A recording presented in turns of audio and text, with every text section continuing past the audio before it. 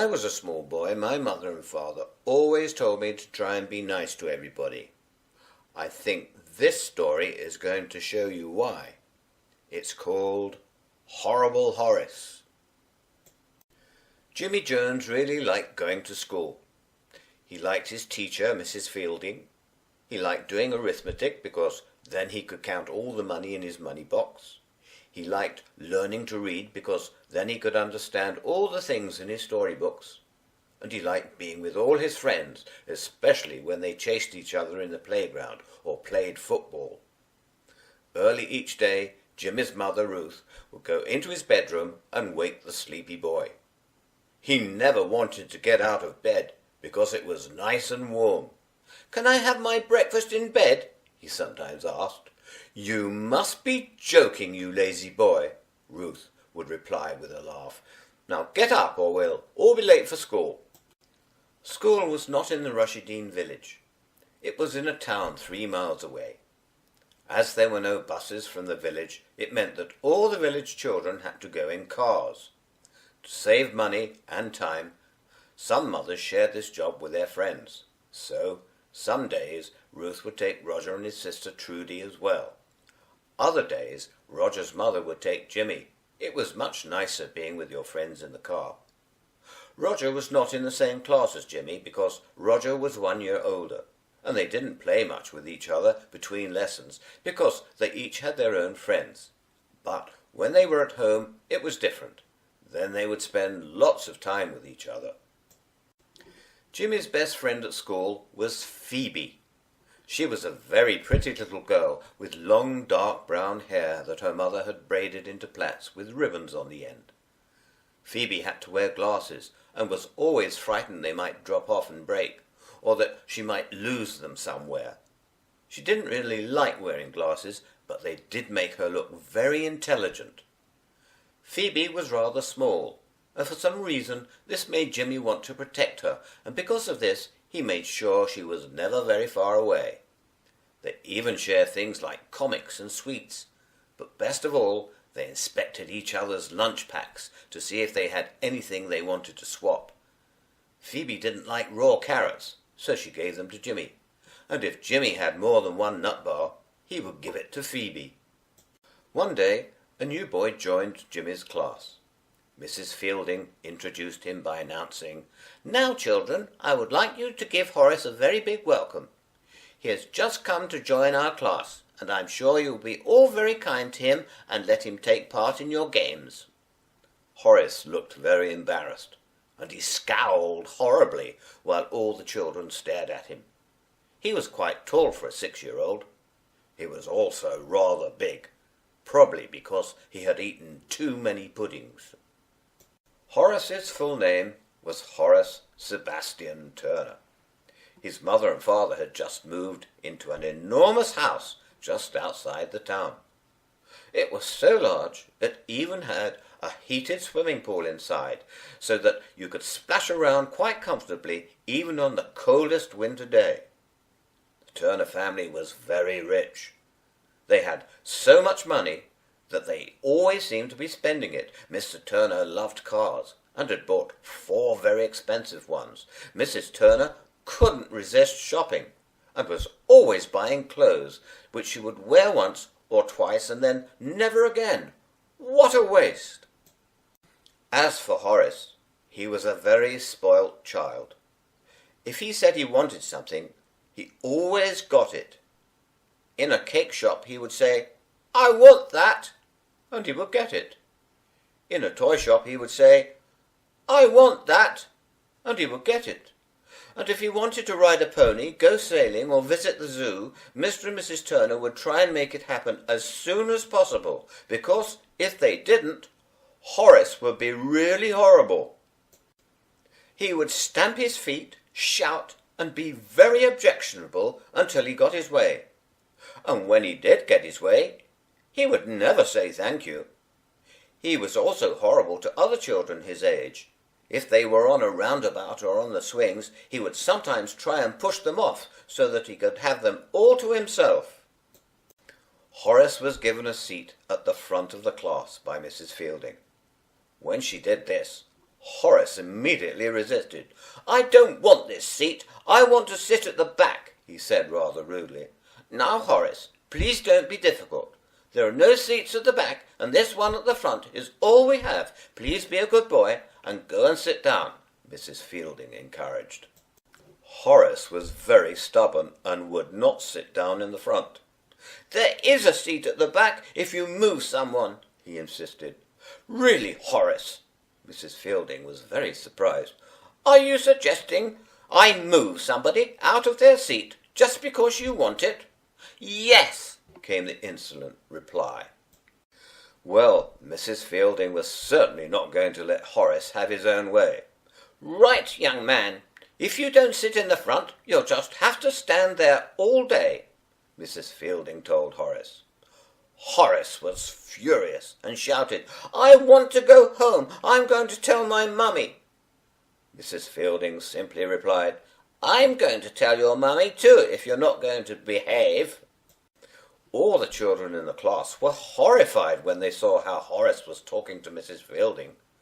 They loved their teacher and would never have dreamed of treating her in the way Horace had done. So, when the mid-morning break came and they were all allowed into the playground, nobody wanted to play with Horace. As soon as he approached any group of children, they told him to go away or play with someone else. Horace was left on his own, and he was very angry.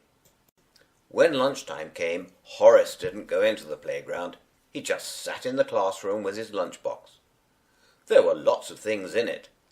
Very tasty sandwiches, a delicious chocolate and cream cake, a bar of chocolate, chocolate-coated peanuts, a chocolate wafer biscuit, and a can of fizzy drink. He should have had something healthy in it, like some salad and an apple, but he refused to eat these, and if they were put in his lunchbox, he would throw them away.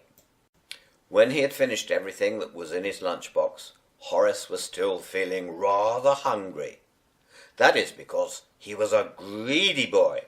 He decided he would go and find some more food.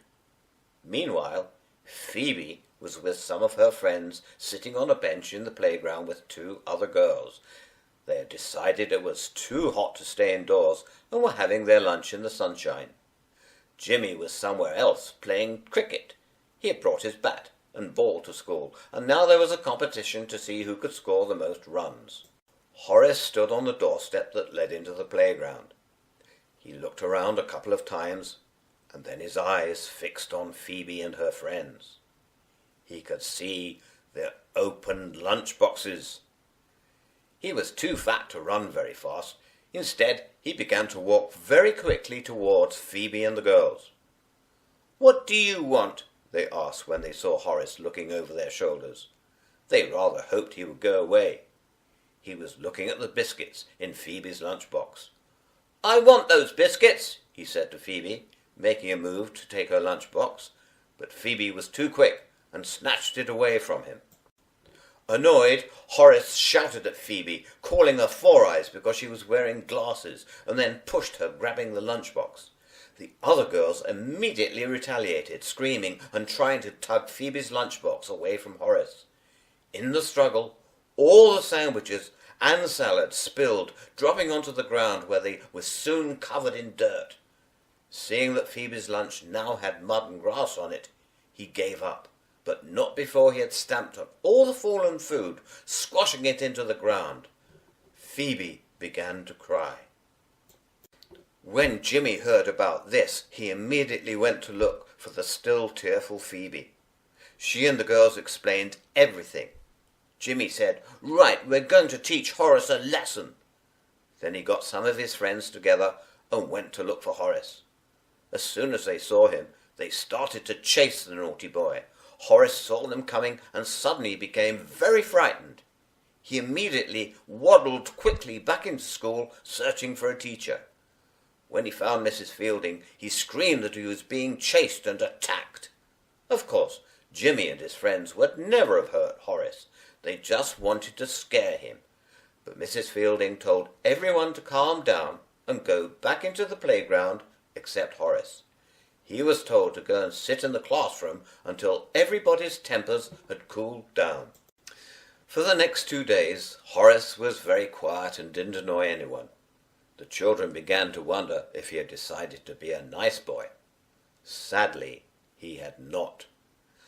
That same day, little Arthur Lester came to school to show everyone his pet goldfish. His goldfish was called Gordon, Gordon the goldfish. Gordon usually swam around in a big tank of water at home with other fishes, but the tank was too big to bring to school. So Arthur had put Gordon in a large jam jar that he had filled with water. All the children in Jimmy's class were fascinated seeing Gordon swimming about in the jar. They had lots of questions like, what does he eat? Does he close his eyes when he goes to sleep? Can he make a noise? And did he ever try and leap out of the jar? Arthur knew most of the answers, but not all of them. There was only one person not asking any questions, and that was, guess who? Horace. He was rather jealous that Arthur had a goldfish whilst he had none, and he didn't like all the attention Arthur and Gordon were getting. So, when nobody was looking, Horace gave Arthur a big push. Arthur was not expecting this and almost dropped his jam jar with Gordon in it. He was just about able to hold on to it, but in so doing, a lot of water was spilled on the floor, leaving Gordon with very little to swim about in. Arthur immediately hurried off to the toilets to get some more water from one of the wash basins.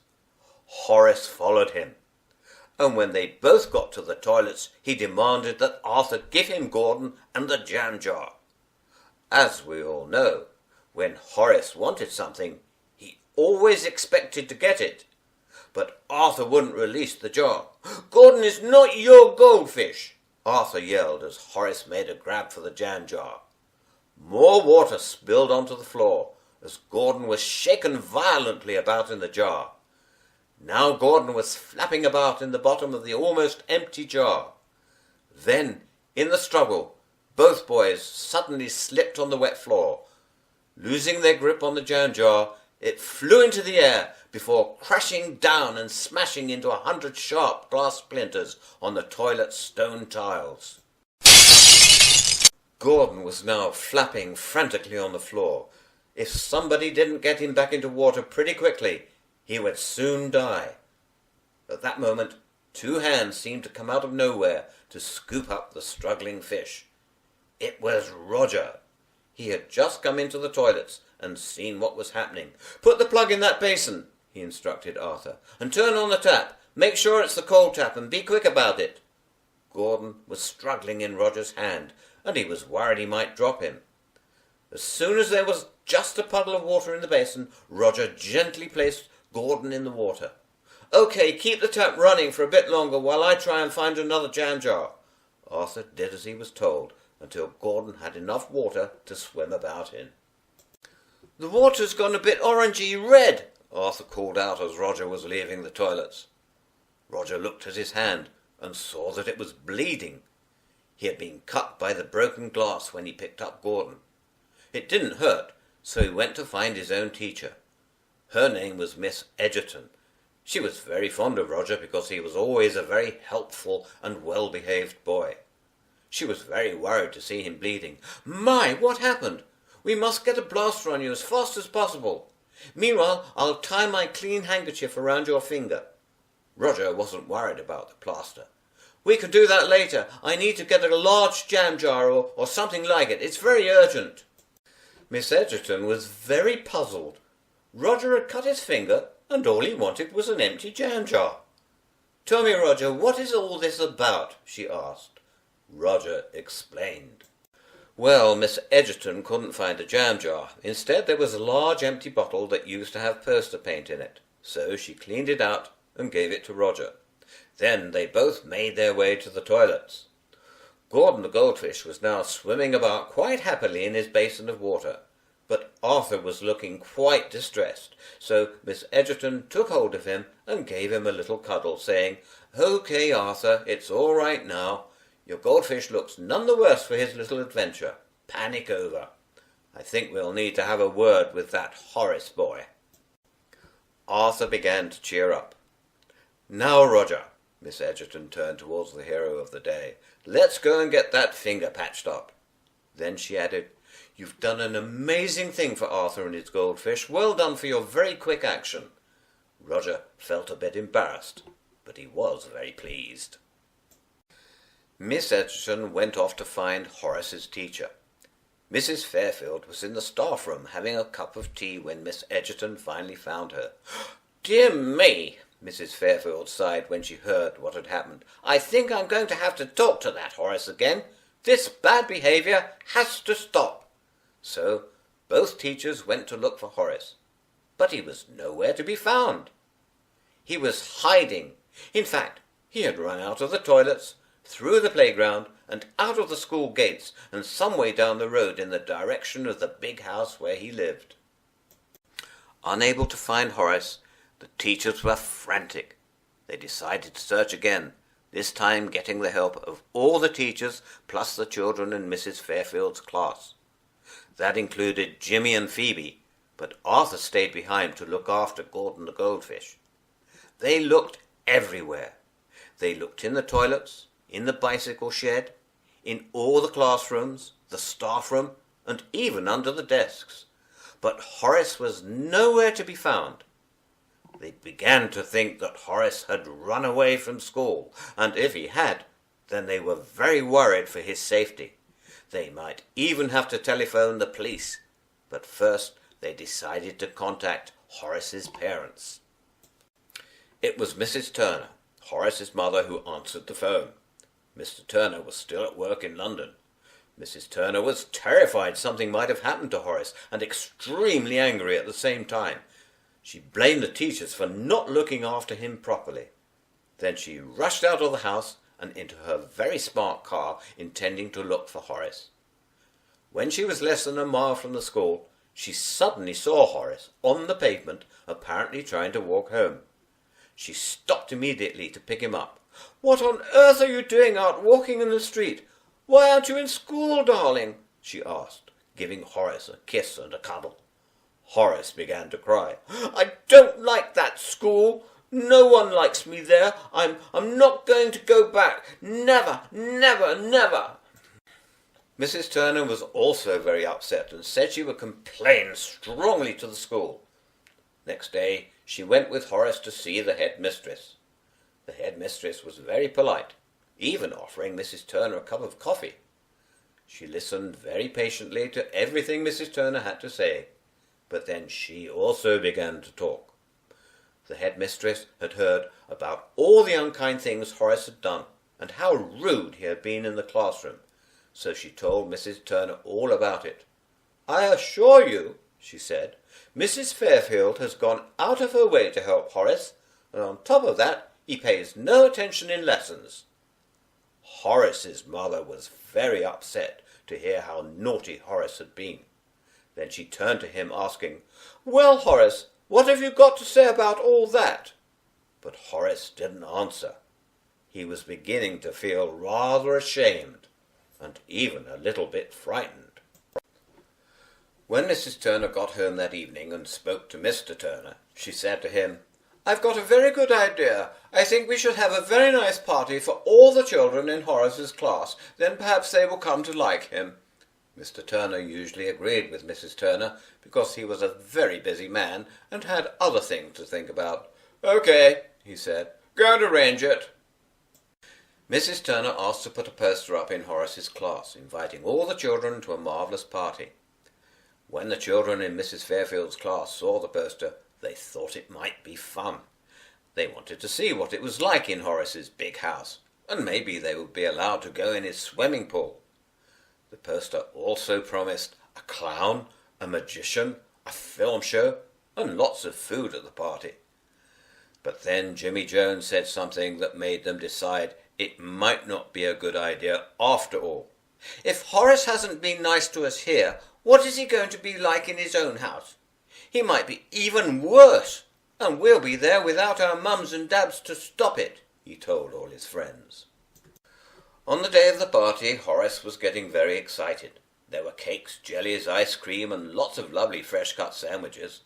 There were balloons, tinsel and streamers, and the clown was already waiting in the kitchen drinking a glass of wine. The party was meant to start at 3 o'clock in the afternoon, but when that time came, there were still no children in sight. Mrs. Turner began to make excuses.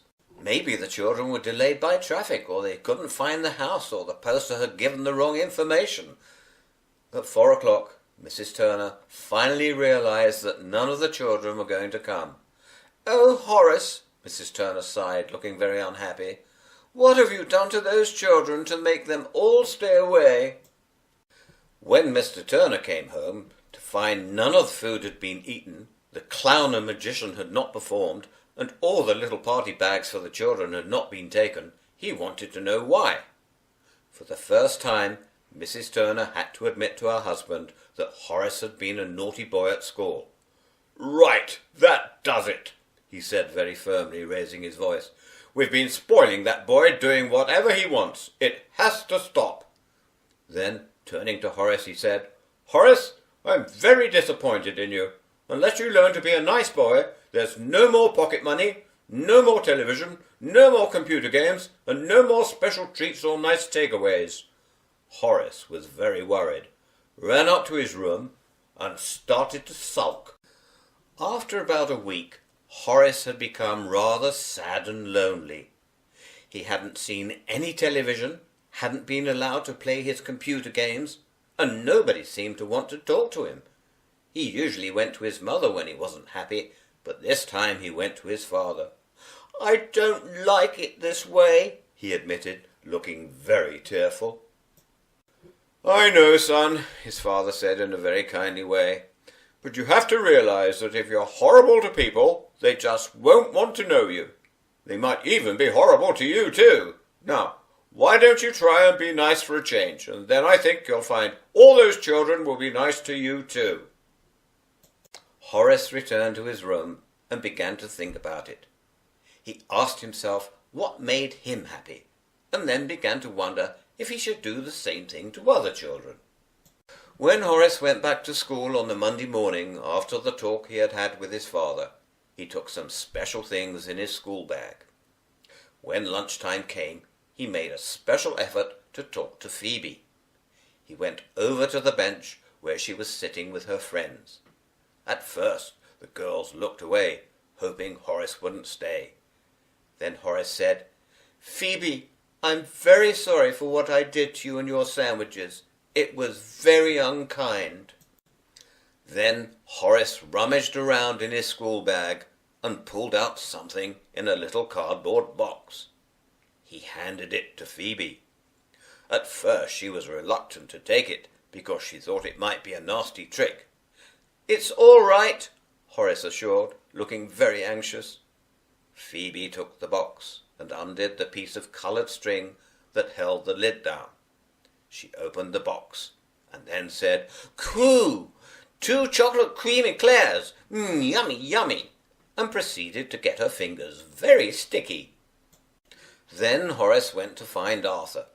At first Arthur didn't want to see Horace, but then Horace said, "I've got something for you."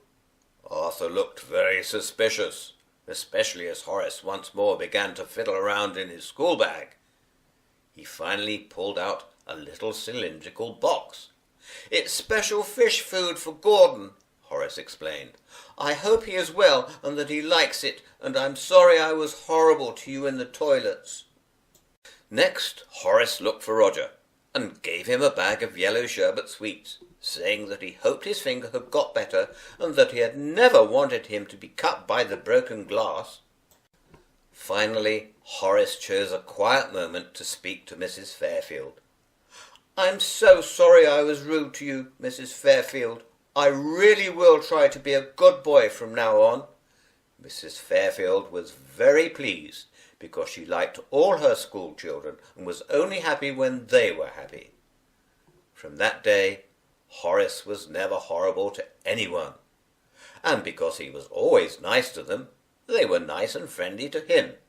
Indeed, he was no longer horrible Horace, because he had become nice Horace. Well, what do you think of that story? I'm really pleased that Horace decided that he wanted to be a good boy and nice to everybody. I'm sure you are too, and I hope you have lots of happiness with all your little pals.